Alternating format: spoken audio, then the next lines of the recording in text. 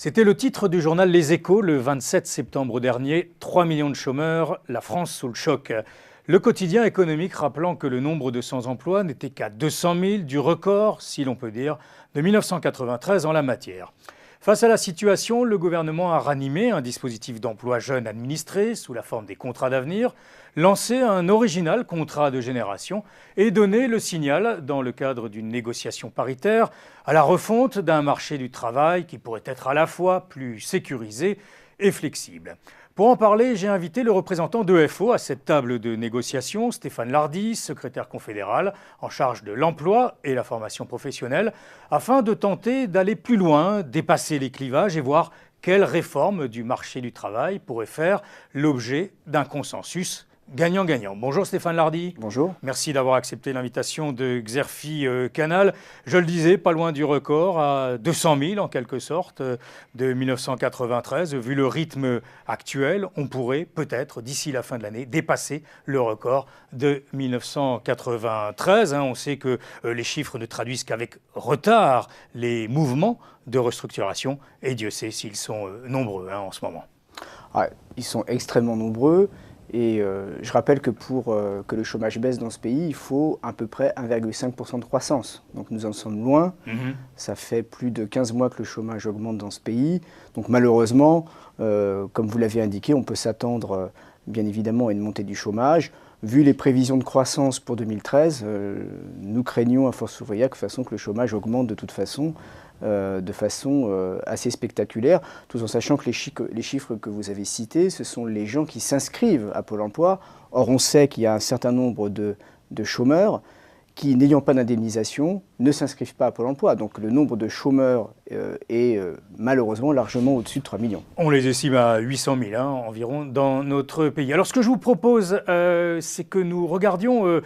J'ai demandé aux experts de Xerfi, à Alexandre Mirly-Courtois, le directeur des études de Xerfi, de nous faire un petit rappel en quelque sorte des chiffres sur ces particularités françaises. On les connaît, mais c'est vrai qu'il faut toujours se replonger dedans et puis on va tenter de voir un peu qu'est-ce qu'on peut faire pour changer les choses en la matière sur le chômage des jeunes, sur le chômage des seniors et puis ce fameux chômage de longue durée qui est une calamité en France. On va regarder avec Alexandre Mirly-Courtois les chiffres, se les remémorer.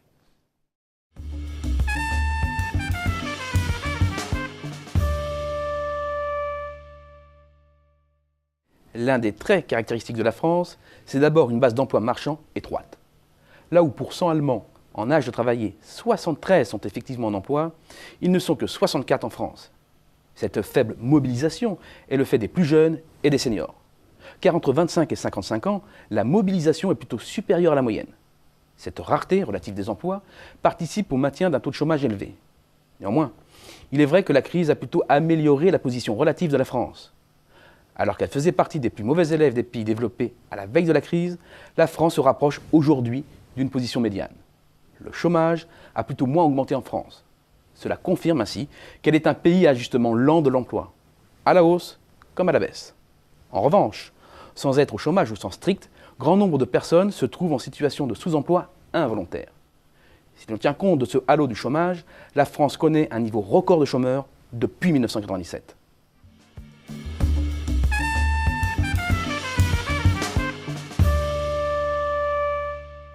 Alors Stéphane Lardy, là ce sont des chiffres, les derniers chiffres dont on dispose, mais on sait, et c'est ce qu'on disait avant l'intervention d'Alexandre Mirly-Courtois, que la tendance là est très très glissante. Alors le gouvernement a présenté son dispositif d'emploi d'avenir. 150 000 postes pour les jeunes sur 2 ans, des contrats de 1 à 3 ans financés à 75% par l'État pour un coût de 1,5 milliard d'euros. Qu'est-ce que vous en pensez ? Est-ce qu'on peut là agir sur le chômage des jeunes ou est-ce que c'est une énième mouture des contrats jeunes qui vise en quelque sorte à sortir des statistiques du chômage les jeunes ?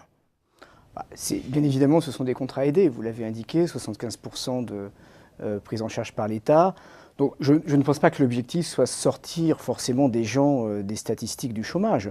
D'une part, je rappelle que les emplois d'avenir visent quand même une catégorie de population, de jeunes, qui sont sans qualification. Donc on va viser des jeunes de 16 à 25 ans, mais qui sont sans qualification, soit qui sont dans des zones urbaines sensibles, des jeunes qui sont avec des qualifications, mais parce qu'ils sont dans ces zones, ont du mal à trouver du travail. Donc l'objectif n'est pas de les sortir des statistiques. Bon, bien évidemment, ça va jouer sur les statistiques du chômage des jeunes. Si ça peut permettre à un certain nombre de jeunes d'aller vers l'emploi et d'acquérir une qualification, pourquoi pas ? Alors, qu'est-ce que vous répondez quand même? La Cour des comptes est très critique sur le coût de ces emplois jeunes administrés.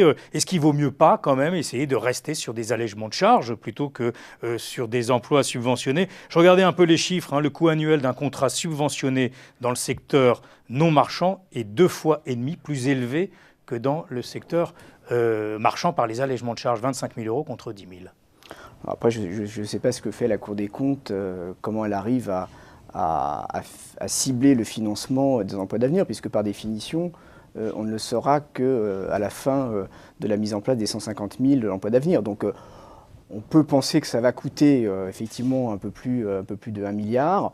Bon, après, l'objectif, comme je le disais, des emplois d'avenir, c'est de sortir des jeunes du chômage. Je rappelle quand même que les exonérations de cotisations sociales dans ce pays, exonération Fillon jusqu'à 1,6 fois le SMIC, c'est à peu près 21 milliards.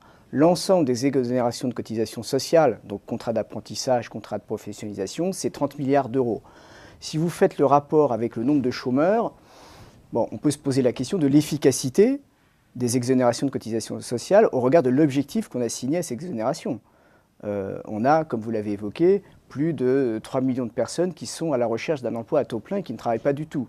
Donc j'allais dire que le rapport qualité-prix n'est pas forcément terrible pour l'instant. Oui, Stéphane Lardy, vous ne pensez pas qu'il y a d'autres pistes à creuser concernant l'emploi des jeunes, peut-être à côté effectivement de ces emplois administrés qui ont l'avantage de faire un matelas quand même, un tampon, surtout en période d'urgence, et on y est actuellement. Est-ce qu'il n'y a pas quand même d'autres pistes qui pourraient être intéressantes et qui pourraient faire l'objet d'un consensus à coût économique supportable pour la collectivité concernant l'emploi des jeunes ?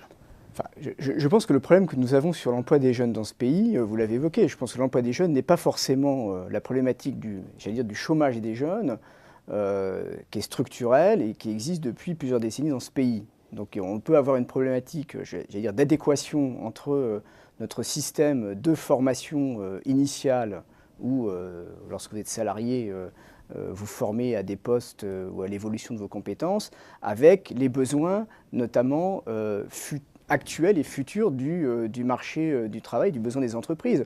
Je pense qu'on a tout un segment de marché innovant qu'on ne sait pas bien repérer dans ce pays, et ça pose le problème de la capacité des politiques publiques à déceler des emplois qui sont porteurs d'avenir. Alors, les contrats de génération, est-ce que là, on a quelque chose qui est intéressant? Je crois que vous-même, d'ailleurs, vous vous êtes félicité d'un dispositif que vous jugiez intéressant. On va le rappeler, une embauche de jeunes en CDI qui seront accompagnés par un senior, maintenu dans l'emploi jusqu'à la retraite. Et pour les entreprises de plus de 300 personnes, si elles ne le font pas, en quelque sorte, si elles ne présentent pas un accord collectif en la matière, elles pourront voir leurs abaissements de charges rabotés en quelque sorte. C'est ça qui est intéressant, c'est le donnant-donnant, vous pensez? C'est là où on peut agir et faire bouger les entreprises en la matière, à la fois donc sur les jeunes et les seniors. Alors, je crois que déjà, c'est rappelé que le contrat de génération, vous l'avez évoqué, ce n'est pas un nouveau contrat, c'est un contrat à durée indéterminée. Donc je veux dire, c'est déjà, je crois que c'est un peu une révolution culturelle. Je veux dire, à un moment, on dit aux entreprises, plutôt que d'aller sur une logique de sanctions, on va vous aider. Alors on peut considérer que ça peut être dommage de dire à des entreprises, on va les aider financièrement pour embaucher un jeune, mais enfin la réalité c'est qu'on a un peu plus de 20% du chômage des jeunes de 16 à 25 ans dans ce pays. Donc aller vers l'incitation et en même temps, comme vous l'avez évoqué, je dirais que le contrat de génération c'est un ménage à trois. Je veux dire, il y a l'employeur, le jeune et le senior. On sait que dans certaines entreprises, on a des seniors, disons plus de 55 ans, qui ont un savoir-faire, qui ont une compétence, qui sont prêts à donner aux jeunes. Et donc, j'allais dire, c'est ce mariage à trois entre le chef d'entreprise qu'on doit inciter, le jeune qui va avoir un CDI et le senior. Donc, ça nous semble extrêmement intéressant. Alors, je l'ai dit, c'est pour les entreprises de plus de 300 personnes qu'elles devront s'engager, sinon leurs abaissements de charges pourraient être rabotés. Pour les autres, ce sera facultatif et elles auront même une incitation financière à donc se prendre ce jeune en CDI. Pour les grandes entreprises, ou les ETI, celles de plus de 300 personnes, vous pensez qu'elles vont jouer le jeu ou au contraire préférer à renoncer en quelque sorte à l'intégralité des abaissements de charges et finalement, dans le contexte actuel, c'est peut-être mieux plutôt que d'embaucher un jeune en CDI. Et c'est ça le drame. Déjà, je crois que le contrat de génération, comme vous l'avez évoqué, ce n'est pas la panacée, hein, ce n'est pas la recette miracle. Bon, ça va faire aussi baisser les chiffres du chômage des jeunes. Si on est sur un trend de 500 000 contrats de génération sur le quinquennat, sur 5 ans, ça va faire baisser le chômage des jeunes. Après, est-ce que les entreprises, comme vous l'évoquez, vont aller vers ce type de dispositif?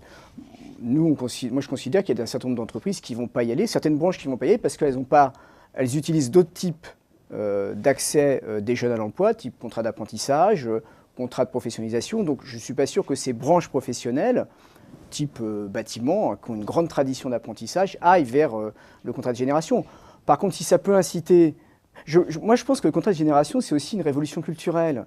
C'est dire aux entreprises, le jeune, ce n'est pas un risque. Et arrêtez de dire à un jeune qu'il a besoin d'avoir 25 ans d'expérience quand il a 20 ans. On ne trouvera jamais. Donc il faut amener le jeune à aller dans l'entreprise. On fait confiance au chef d'entreprise, mais il n'y a pas de candidat jeune idéal. Ça n'existe pas. Et il faut qu'il acquiert de l'expérience, il faut l'accompagner dans l'emploi, et c'est comme ça que ça marche.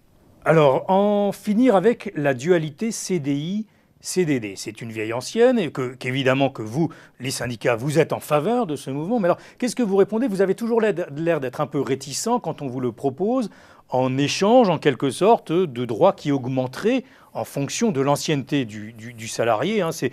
Quand je disais une vieille ancienne, hein, le rapport Crahuc-Cramard ne disait pas autre chose, il a déjà plus d'une quinzaine d'années. Hein. Alors, est-ce que là, il y aurait des pistes à creuser? Il pourrait y avoir un consensus entre patrons et syndicalistes et ça permettrait effectivement d'en finir avec la masse des CDD.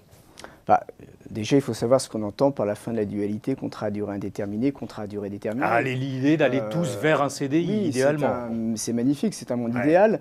Par contre, notamment le rapport Crahuc-Cramard ou d'autres types de rapports qui ont été faits à la NDRH, par exemple, c'est que tout le monde en CDI, c'est un monde merveilleux. Enfin, c'est un peu l'effet Canada Dry, hein, je veux dire. Ouais. C'est que derrière, quand vous licenciez un salarié, il n'y a plus de cause réelle et sérieuse. C'est ça aussi le contrat à durée indéterminée tel qu'il est proposé, le contrat unique tel qu'il est proposé par certains. Donc ça pose un léger problème. Ça obligerait notamment le gouvernement français à dénoncer la Convention 158 de l'Organisation internationale du travail. Donc je ne sais pas s'ils sont prêts à dénoncer des traités internationaux. Mais c'est ça derrière. Donc le débat que nous avons sur le contrat à durée indéterminée, le problème n'est pas le nombre de salariés qui sont en contrat à durée indéterminée dans ce pays, c'est la majorité. On a 85% des salariés qui sont en contrat à durée indéterminée. Le vrai problème que nous avons dans ce pays, c'est l'entrée sur le marché du travail. En 2011, 3/4 des contrats qui sont signés sont le fait de contrats à durée déterminée. Donc c'est là-dessus qu'il faut agir. Donc après, pour le flux plutôt que pour le stock. Ben oui, après les gens ils sont en contrat à durée indéterminée. Rapidement peut-être, avant que nous n'abordions, et on retrouvera Alexandre Mirly-Courtois, et donc ces chiffres sur le fameux Kurzarbeit en Allemagne, le temps partiel, qui a une certaine réussite, et puis les contrats compétitivité-emploi sur lesquels vous planchez en ce moment, on va y revenir. Un petit mot peut-être sur la dégressivité des cotisations patronales selon l'ancienneté du salarié. Alors là, notamment pour garder les seniors, est-ce que vous pensez qu'il peut y avoir quelque chose? C'est une proposition de Gilles Berset, l'économiste. Oui, enfin, c'est pas simplement une proposition de Gilles Berset, ça fait 20 ans qu'on y travaille. Donc, je suis content que Gilles Berset y ait songé également. S'en soit saisi, oui. S'en soit saisi, c'est très bien. Ouais. Le débat, c'est quoi? C'est-à-dire qu'on a, effectivement, comme on a évoqué tout à l'heure, on a des cas de recours au contrat à durée déterminée. Et notamment, le cas de recours le plus fréquent, c'est le surcroît temporaire d'activité. Que constate-t-on? On constate simplement qu'il y a un certain nombre d'entreprises qui utilisent le surcroît temporaire d'activité, donc des CDD, comme un mode de gestion normal de l'activité de l'entreprise. Donc ils sont hors la loi. Donc en gros, par contre, il y a des entreprises qui jouent le jeu. En gros, nous, ce qu'on souhaite mettre en place, c'est un système de bonus-malus. Ceux qui utilisent trop de CDD, eh bien, ils payent plus, cotisation assurance chômage. Ceux qui jouent le jeu et qui payent moins, et qui utilisent moins de CDD, ils payent moins. Un système bonus-malus. Donc c'est effectivement... ça fera partie, un des enjeux de la négociation sur la sécurisation de l'emploi. Alors, je l'ai dit, la refonte du marché du travail, la sécurisation de l'emploi, il y a 4 points actuellement sur lesquels vous planchez, la feuille de route du gouvernement, dont améliorer les procédures de licenciement collectif, qui est un pan important, et surtout la disposition la plus conflictuelle, c'est d'améliorer les dispositifs de maintien dans l'emploi face aux aléas conjoncturels pour éviter les licenciements. Alors, on va voir ce qui s'est fait en Allemagne, à travers le Kurzarbeit, le temps partiel donc, et puis ces accords de maintien dans l'emploi contre diminution de la rémunération. Puis après, vous me direz quand même s'il y a des choses à creuser là-dessus, parce que pour le moment, c'est vrai que les syndicats ont l'air très en retrait par rapport donc à ce sujet, du moins si l'on en croit les derniers échos dans la négociation qui a cours actuellement. Là aussi, on retrouve Alexandre Mirly-Courtois.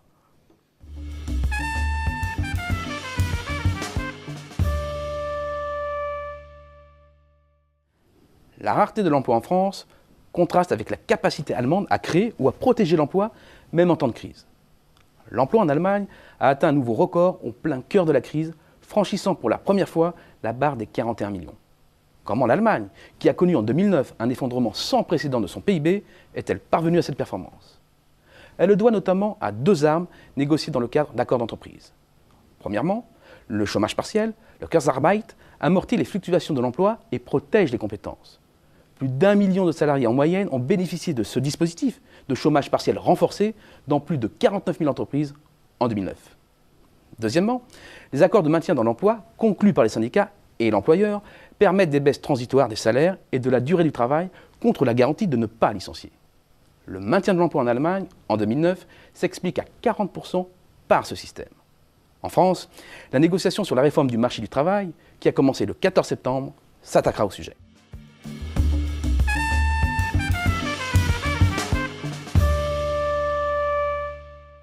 Voilà, s'attaquer au sujet, comme dit Alexandre Mirly-Courtois. Vous avez vu les chiffres qui sont quand même parlants. Ce pic, notamment dans le Kurzarbeit, le temps partiel qu'ils ont connu, en quelque sorte, les sauvant face à 5% de baisse du PIB. Il faut avoir ça en tête. Alors pourquoi vous êtes aussi réticents, je l'ai dit tout à l'heure, face à ça? Par contre, le Kurzarbeit, on est d'accord, ça coûte très cher et il faut que ce soit très encadré, mais ça l'est quand même en Allemagne. Pourquoi est-ce qu'on ne peut pas arriver à un temps partiel vraiment réfléchi en France, consensuel, un accord gagnant-gagnant, puisque c'est à la mode? Je ne connais pas d'accord perdant-perdant, Oui. donc je considère que c'est des accords gagnant-gagnant. Le chômage partiel existe dans ce pays, il existe en France. Le chômage partiel, c'est comment, lorsque une entreprise qui a une chute d'activité économique, comment je fais en sorte de baisser le coût du travail. C'est une baisse du coût du travail. Donc ça existe dans ce pays. Nous, on considère que ça ne fonctionne pas bien. Vous l'avez évoqué, les Allemands ont mis en 2009 à peu près 6 milliards d'euros sur le chômage partiel. Nous avons mis à peu près collectivement 650 millions d'euros. Donc les Allemands ont mis 10 fois plus. D'une part parce que, ce n'est pas les chiffres que vous avez montrés. L'industrie allemande est effectivement, en termes de PIB, est beaucoup plus fort qu'à peu près 25%, en France c'est 14%. C'est-à-dire que ça ne se passe pas du tout de la même façon en Allemagne dans le secteur des services. C'est-à-dire qu'ils n'ont pas du tout, notamment d'accord compétitivité-emploi, le chômage partiel marche très mal. Donc déjà, nous, ce que nous souhaitons, c'est comment on fait en sorte que le chômage partiel soit mieux utilisé, facilité pour les entreprises, et notamment les PME. Je crois que le problème dans ce pays, c'est que ce sont les grandes entreprises qui prennent le chômage partiel. C'est-à-dire que vous allez visiter une entreprise dans certains secteurs d'activité, vous allez avoir une ligne de production qui fait du chômage partiel et la ligne d'à côté qui fait des heures supplémentaires. Donc il faut qu'on travaille sur ces questions-là. On est parfois des entreprises qui utilisent structurellement le chômage partiel. Donc c'est un débat que nous devons avoir et que nous aurons avec la délégation patronale. Alors les accords de compétitivité en Allemagne aussi très utilisés. Là aussi, on l'a vu avec de grandes contreparties quand même. Les accords sont limités dans le temps. Il faut une garantie d'emploi au moins jusqu'à 4 ou 5 ans. De la part de l'employeur, une fois qu'il sort du système. Pourquoi diable est-ce qu'on ne peut pas arriver là aussi à un système qui, en Allemagne, du moins, semble-t-il, a fait ses preuves et qui permet une certaine réactivité quand même, Stéphane Lardy. C'est pour ça, on revient un peu aux critiques qui sont faites aux syndicats en France, d'être un peu de traîner un peu des pieds, alors qu'on est dans des situations explosives. Pourquoi est-ce qu'on ne peut pas essayer, tous ensemble, d'arriver à quelque chose en la matière? Moi, je veux bien... On a déjà eu ce débat au mois de mars avec le MEDEF sur cette question. Qu'est-ce que j'ai dit au MEDEF? Alors, sur les accords de compétitivité en Allemagne, eh bien, est-ce que vous prenez tout le modèle allemand?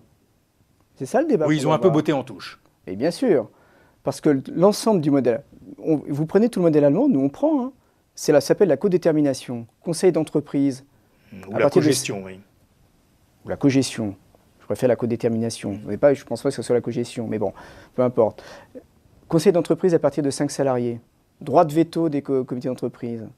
Nous disons, est-ce que le patronat en France est prêt à aller jusque-là? C'est ça le modèle de compétitivité allemande. Parce qu'on n'est pas dans une logique... Le problème que nous avons avec notamment une partie du patronat, c'est qu'ils sont un peu une logique de supermarché. Je prends des tomates, mais je ne prends pas de carottes. Voilà. Donc si on veut prendre le modèle allemand, vous donnez l'impression de ne proposer ni carottes ni tomates. J'attends de voir ce que va nous proposer le patronat. Je rappelle que la négociation que nous avons eue au mois de mars, avril, sur cette question avant les présidentielles, ce qui était assez paradoxal dans cette négociation qui était censée sécuriser l'emploi, c'était le cœur de la négociation, ça a été quel est le mode de rupture. Moi, je rappelle quand même très simplement que ce type d'accord, ça fait 15 ans qu'on en signe dans ce pays quand même. J'en ai signé moi personnellement lorsque je m'occupais des industries alimentaires, quand on a eu la crise de la vache folle. Quand vous avez votre cadet de commande qui est à 0 au bout de 2 jours, vous faites des accords compétitivité-emploi, c'est tout à fait possible dans ce pays. Et puis on a eu les accords effectivement chez Continental par exemple, hein, ou chez Bosch. Enfin, c'est vrai qu'il fallait l'accord de chaque salarié en quelque sorte, tandis que là, l'ensemble de la main-d'œuvre serait engagée par l'accord. Si vous avez, la question, ces questions-là ne sont pas une question de technique juridique.